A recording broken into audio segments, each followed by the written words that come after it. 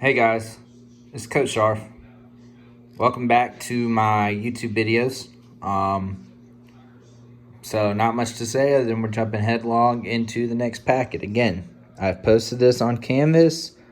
I sent the PDF on Remind, but again, most of y'all should have it because I gave it out in class a couple days before we went on break. This is the one y'all were supposed to be working on in world history or whatever when y'all were supposed to have the 1 day a week you were doing EOC stuff. So let's just jump straight into it. We're doing first 8 problems. All right. An equation of a line perpendicular to the line represented by y equals negative 1/2 x and passing through 6, negative 4 is A, B, C, or D. So this is going back more toward the beginning of the year. So we're doing equation of a line, and we have lines that could be parallel to each other or perpendicular. So if they're parallel, we should know that it's the same slope. When it's perpendicular, we learned that that's that opposite reciprocal. Okay? And I'll throw both of these on Desmos in a minute to show y'all once I get the answer. Opposite reciprocal. So it has to have the opposite reciprocal slope. So my slope is negative 1/2. So what that means is I got to do the reciprocal, 2/1, change the sign to positive, which means I now have a slope of 2. So that lets us get rid of A and B, down to C and D. Now it's 50-50. So how we figure out which one it is we got to plug in 6, 4 and see which one where the math works out. Okay? I think hopefully y'all can look at this pretty quickly and tell if x is 6 and I plug 6 in here, 2 times 6 is 12 plus 14 is 26. So that would give me, if I actually put it in, that would give me negative 4 equals 2 times 6, not 2. 2 times 6 plus 14, which give me negative 4 equals 26. Oops, didn't realize I gone over, which is not equal. So it should be D. Let's double check it. Y is negative 4, x is 6. 2 times 6 minus 16. That's 12 minus 16 is negative 4. Checks out. So my answer is D. All right. P, we gotta employ multiple things that we've learned, okay? A parallelogram QRST below, diagonal TR is drawn. U and V are points on line segments TS and QR respectively, and UV intersects TR at W. All right, it says angle S is 60. SRT, so SRT, so this angle is 83. And TVU is 35 degrees. So what is angle VWQ? VWQ. So first thing we need to remember about the parallelograms, okay? That's being the main shape. 2 of the 4 rules are the opposite angles are congruent and consecutive angles are supplementary. They add up to 180. So I know that Q is 60. That doesn't really, that's not really the one mattering in this problem, but I know that this whole angle has to be 120, as does this whole angle, okay? So if this is 120, this part is 83. I subtract right there, 120 minus 83, which gives me 37 degrees. So that pops in right there. Okay, so you could do a couple other things here. Again, they kind of want it being irrelevant. Again, if we remember parallelogram, TS and QR are parallel. So if we get rid of, well, even if we get rid of UV, yeah, if we get rid of UV and just have TR as a transversal. So 37, 83, these two angles would be my 4 interior angles. And so this would be 87, this would be 83, this would be 37, although again, that's not really what's gonna matter here, okay? So again, I'm trying to find this angle, okay? So a couple ways we can go at this point. We could do what I just said and say that that's 83, This is 37, right? So I'm trying to find this angle, okay? It is this angle of a quadrilateral. So you could say, all right, I know all four angles of the quadrilateral have to add up to 360. So if I can figure out this angle, then all four have to add up to 360. Okay, well, how can I get that angle? Well, if I look at UV and TR, they're just two lines that cross. Again, if you take out the parallelogram, they're two lines that cross, so they form vertical angles. This is 35, this is 35. This is 145 and 145. Okay? So you can add 145, 80, 360. Subtract that off from 360 and get this. But the other way, which I've seen a couple of y'all actually do, you said this is 35, this is 37.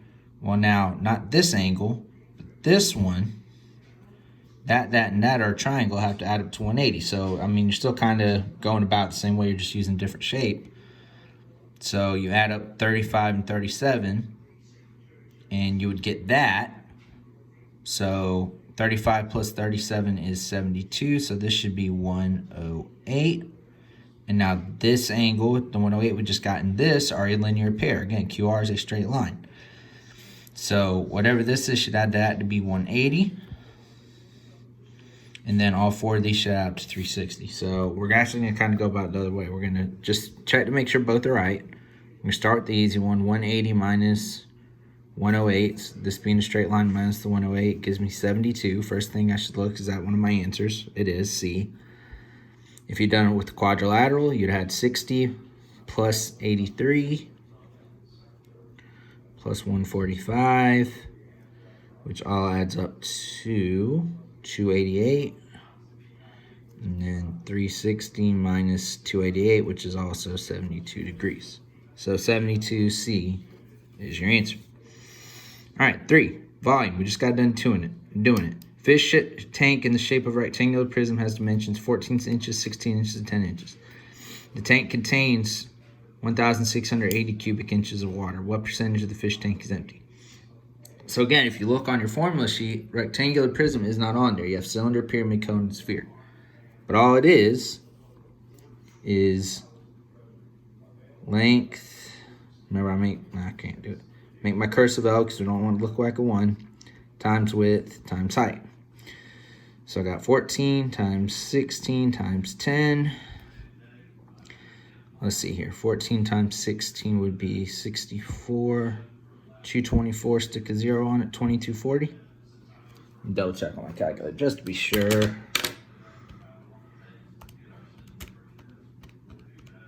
Punching in my calculator over on the right. Yeah, 2240, okay? So 2240.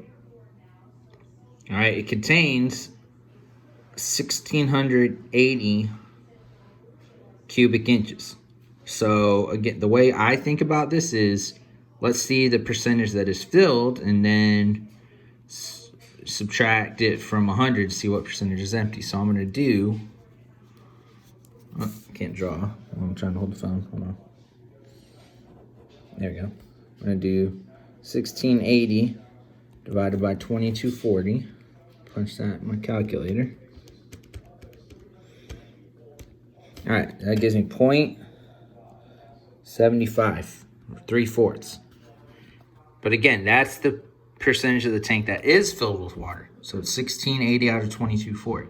But we want what percentage is empty. So it's the rest. So 100% minus 75% is 25%. Again, if you need to kind of see it. There we go.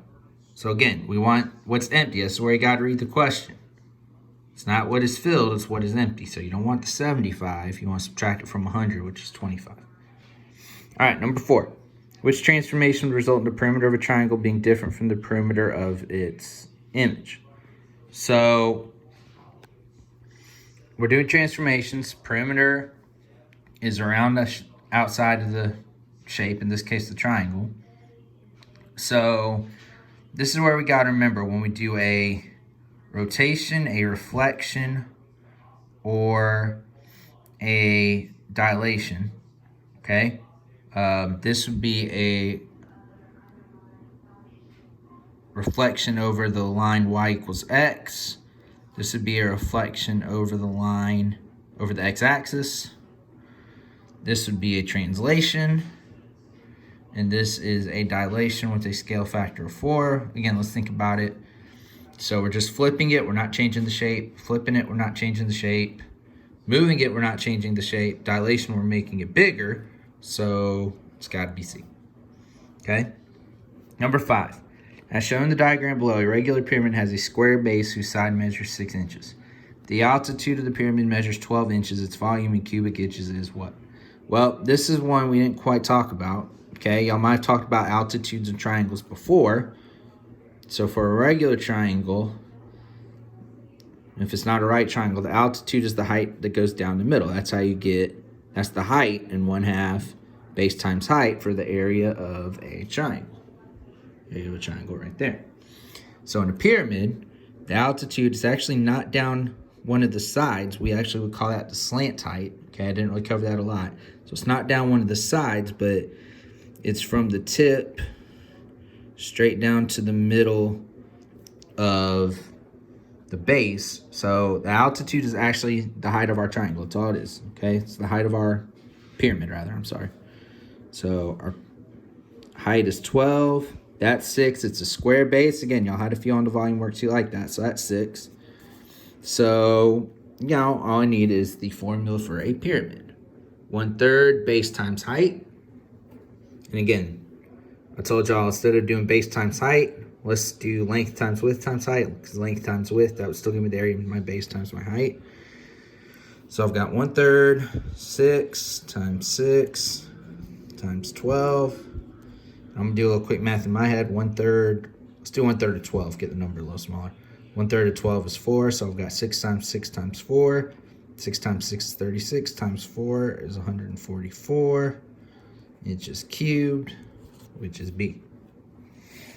Again, if you want to push that in your calculator, I would do 6 times 6 times 12 divided by 3, and that'll still give you your 144.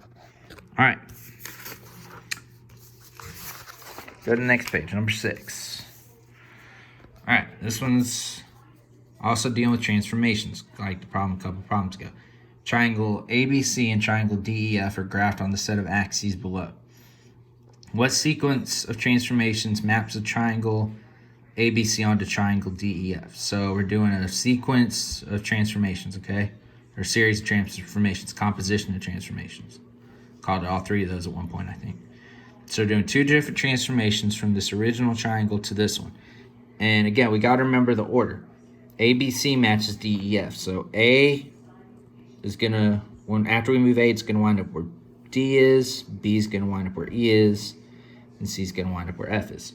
First thing, before we actually try to figure out the coordinates, let's see if we can just knock any of these out just by kind of trying to do them, okay?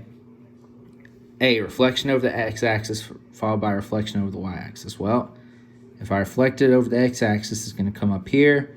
Y-axis will move over there, so it could be A. B, a 180-degree rotation about the origin followed by a reflection over the line y equals x. So 180-degree rotation, well, either way you did it, either here, here, or here, here, it's going to wind up here. And again, if we remember that line y equals x, I'm going to try to barely draw it. All right, I did draw it a little off, but it goes through like that. So it would essentially just be flipping over this line, but it would still stay in that quadrant. So it could stay B. C, a 90 degrees clockwise rotation about the origin followed by a reflection over the x-axis. So 90 degrees clockwise, move it up into this quadrant. Reflect over the x-axis, come over here. So it could be C as well. D, a translation of 8 units to the right and 1 unit up, followed by 90 degrees counterclockwise rotation about the origin. So 8 units to the right would be way over here, okay? And 1 unit up and then 90 degrees counterclockwise. So although that one kind of seems like it might be off, it could be that one as well. So that's not really going to help us, okay? So what we got to actually do is get our coordinates now, okay? So we're going to start with A. Let's just start with A and D to see if we can knock anything out, okay? So A, my coordinates, original coordinates are -1, -2, -1, -2. All right, so I got -2, -2. Okay. After the two transformations, they end up at 2, 2. So I feel not a lot of these are going to help us. Okay. All right. So now I'm going to have to break out this. Again, I got a different cheat sheet up than even I had the other day, but here's your transformation cheat sheet. Okay. So let's start with the reflections because we're doing A. Over the x-axis, I'm going to give my y-coordinate the opposite sign. And then over the y-axis, I'm going to give my x-coordinate the opposite sign. Okay? So if we were to look at A, all right, I would start by going over the x-axis. So that means I'm going to give my y-coordinate the opposite sign. So that would give me -2, 2.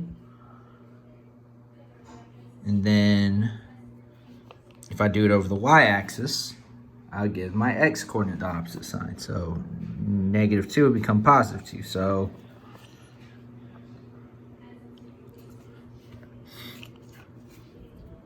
A works for point A, but it's got to work for all three, not just for one. So let's look at point B now, okay?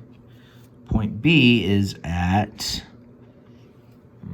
let's see here, see if it'll focus. 1, 2, 3, 4, 5, 6, 3. So -6, -3. All right, so if we do the same thing, all right, we do the same thing. I'll try and get the focus off my hand. Okay, it's still gotta be negative. I keep not making that negative. All right, -3. So that would change to -6, +3, and then +6, +3. Let's see where E wound up. 1, 2, 3, 4, 5, 6. 1, 2, 3. All right, E did wind up there. All right. So hopefully C winds up where F is. And we could just make this easy on ourselves and don't have to do all four. All right. So C is at -1, go down to -1, -2, -3, -4, -5, -6. All right. -1, -6. So we reflect it over the x-axis. So 6 is going to become positive. And then over the y-axis, the 1 is going to become positive. So let's see if it's a 1, 6. I sure hope it is. All right, 1, 1, 2, 3, 4, 5. So there we go. All right, it is a 1, 6. So we kind of got lucky on that one. Didn't have to do all of them, but that is A. And we can just go ahead and jump and move on. All right, 7. In triangle ABC, the complement of angle B is angle A. Again, we got to remember what the word complement means, especially when we're talking about angles, so that they add up to 90 degrees. Okay, we talked about this. So we said that when the two angles complement each other, the sine of one angle is going to be equal to the cosine of the other one. Again, that's not on your formula sheet. That's just one you're going to have to remember. So if I know the two angles add up to 90, the sine of one is equal to cosine of the other. So our only choice that has sine and cosine is D. If you want to check it, let's make up a angle. I'm going to say 42 degrees, okay? So I'm going to do the sine of 42 degrees. It's going to give me 0.669130606. The complement of that would be 48. 42 plus 48 is 90. So now I'm going to do cosine of 48. Hopefully I get the same decimal. I do. So there we go. All right. 8. Y'all can see I was already trying to play with this one a little bit just to double check something. But a line that passes through the points whose coordinates are 1, 1, and 5, 7 is dilated by a scale factor of 3 and centered at the origin. The image of the line is A, B, C, or D. So we talked about this a little bit again at the beginning of the year. We really just have a line segment, and I was trying to draw it, and I wasn't making it look right, so I'm going to try to draw it and show y'all. So y'all just going to take my word for it. It's centered at the origin, so every point is getting further or closer away from the origin. So this point is one above it and one to the right. So by scale factor 3, we go 3 up 3, right? So the line would be at 3. That point would be at 3, 3. This one, do the same thing. 5 times 3 is 15. 7 times 3 is 21. So kind of a shortcut to doing this. Perpendicular parallel passes through the origin or is the original line. Okay? So unless our original line passed through the origin and our dilated line is not going to, again, it's centered just means the points get closer further away there. It doesn't mean it goes through it. It's not going to be the original line because we're making it longer. Okay? So we're making it bigger. So actually, let me take that back. So this is what y'all got to realize. Okay? I'm going to take that back. Again, I think my drawing's a little off, so that's why it doesn't look quite right. But, I should double check this one because this is the one I was struggling with. I think I was right. All right, so let's do it on my drawing again. Let's just take the word through it. So again, one to be getting a little further away. Again, my drawing's a little off. It should be, I think, over here a little bit. Okay.